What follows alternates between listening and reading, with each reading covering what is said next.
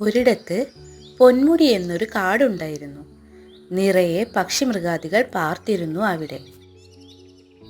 ആ കാട്ടിൽ അഹങ്കാരിയായൊരു തത്തമ്മയുണ്ടായിരുന്നു. അവളുടെ പേരാണ് സുന്ദരി.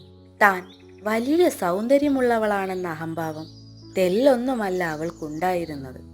ഏതു നേരവും കണ്ണാടിയിൽ തൻ്റെ മുഖത്തിൻ്റെ സൗന്ദര്യം ആസ്വദിക്കലായിരുന്നു സുന്ദരി തത്തയുടെ ഹോബി. ഇതുകൂടാതെ മറ്റൊരു വിനോദം കൂടിയുണ്ടായിരുന്നു അവൾക്ക്.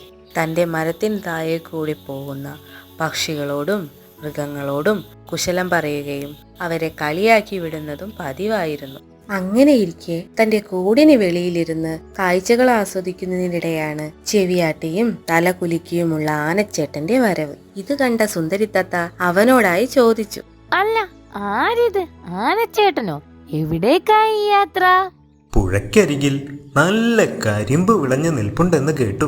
ഇത് കേട്ടതും സുന്ദരി തത്ത ആനച്ചേട്ടനോട് ചോദിച്ചു, ഈ തൂണു പോലുള്ള കാലുകൾ വെച്ച് നീ എപ്പോൾ അവിടെ എത്താനാ? ഓ, ഈ നടത്തം നടന്നാൽ നീ തിരികെ വരുമ്പോഴേക്കും സന്ധ്യയാവുമല്ലോ. നീ എന്റെ കാലുകൾ നോക്ക്. മെലിഞ്ഞു നീണ്ട ഈ കാലുകൾ കാണാൻ എന്തു ഭംഗിയാണെന്നറിയോ? എന്തായാലും നീ ചെല്ല്.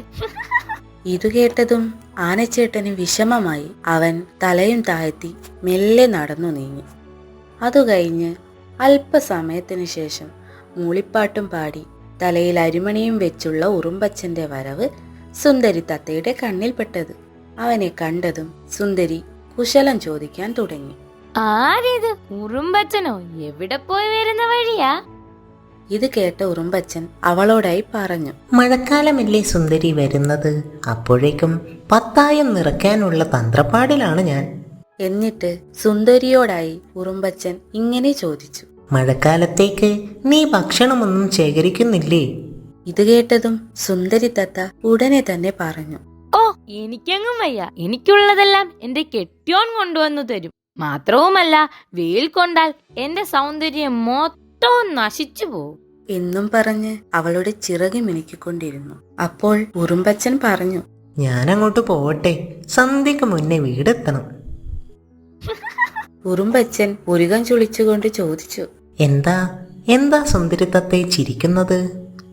അതോ, ഞാൻ ആലോചിക്കുകയായിരുന്നു, നിന്റെ അത്രയും വലിപ്പമുള്ള അരിമണി താങ്ങി നീയെങ്ങാനും അതിനിടയിൽപ്പെട്ട് ചതഞ്ഞു പോയാലോ എന്ന്.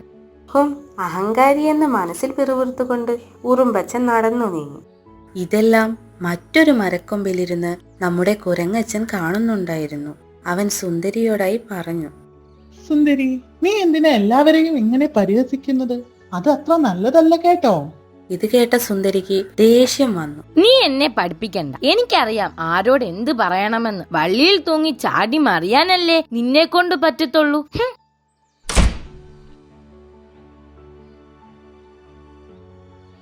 രാവിലെ അടുക്കളയിൽ ജോലി ചെയ്തുകൊണ്ടിരിക്കുകയായിരുന്നു നമ്മുടെ സുന്ദരി തത്ത. അപ്പോഴാണ് ആ കാട്ടിലെ കാക്കപ്പെണ്ണിന്റെ വരവ്.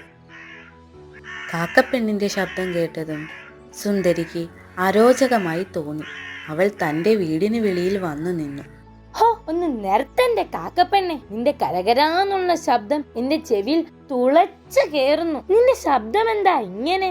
ഇത് കേട്ട കാക്കമ്മയ്ക്ക് സങ്കടമായി. എന്നിട്ട് അവൾ പറഞ്ഞു, ക്ഷമിക്കണം സുന്ദരി തത്തേ, എന്റെ ശബ്ദം എങ്ങനെയാ?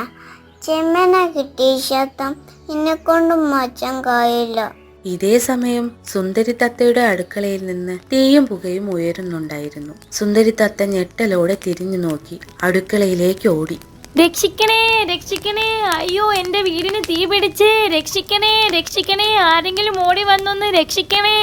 ഒരു രക്ഷയുമില്ല. അവൾ അലറി വിളിച്ചുകൊണ്ട് വീടിനുള്ളിൽ 4 പാടും അങ്ങോട്ടും ഇങ്ങോട്ടും ഓടി. ഇത് കണ്ടു നിന്ന കാക്കയമ്മ ഉടനെ തന്നെ ആനച്ചേട്ടനെയും ഉറുമ്പച്ചനെയും കുരങ്ങച്ചനെയും വിവരമറിയിച്ചു. കേൾക്കേണ്ട താമസം. ആനച്ചാർ കരിമ്പിൻ തോട്ടത്തിനരികിലുള്ള അരുവിയിൽ നിന്നും തന്റെ തുമ്പിക്കൈയിൽ വെള്ളം ശേഖരിച്ചു കൊണ്ടുവന്ന് സുന്ദരിയുടെ വീടിന്റെ തീ കെടുത്തി. തീയണഞ്ഞതും കുരങ്ങച്ചൻ കരി പിടിച്ച ജനലരികിലൂടെ കടന്ന് സുന്ദരി തത്തയെ രക്ഷിച്ചു. അപ്പോഴേക്കും അവളുടെ ശരീരമാസകലം പൊള്ളലേറ്റിരുന്നു. തന്നെ ആപത്തിൽ നിന്നും രക്ഷിച്ച എല്ലാവരെയും സുന്ദരി തത്ത ദയനീയമായൊന്ന് നോക്കി.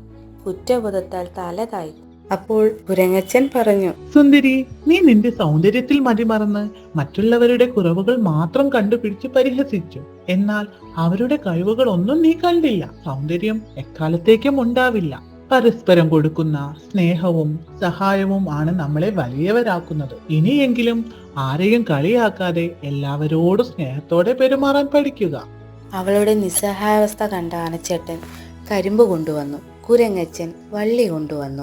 കാക്കയമ്മ അവൾക്ക് അതുകൊണ്ട് നല്ലൊരു വീട് വെച്ചു കൊടുത്തു. ഉറുമ്പച്ചൻ താൻ മഴക്കാലത്തേക്ക് ശേഖരിച്ചു വെച്ച ധാന്യമണികൾ തന്റെ കൂട്ടുകാരുമൊത്ത് സുന്ദരിയുടെ വീട്ടിലെത്തിച്ചു. അതിനുശേഷം സുന്ദരിത്തത്ത യാതൊരു അഹങ്കാരവുമില്ലാതെ എല്ലാവരോടും സ്നേഹത്തോടെ പെരുമാറാൻ തുടങ്ങി.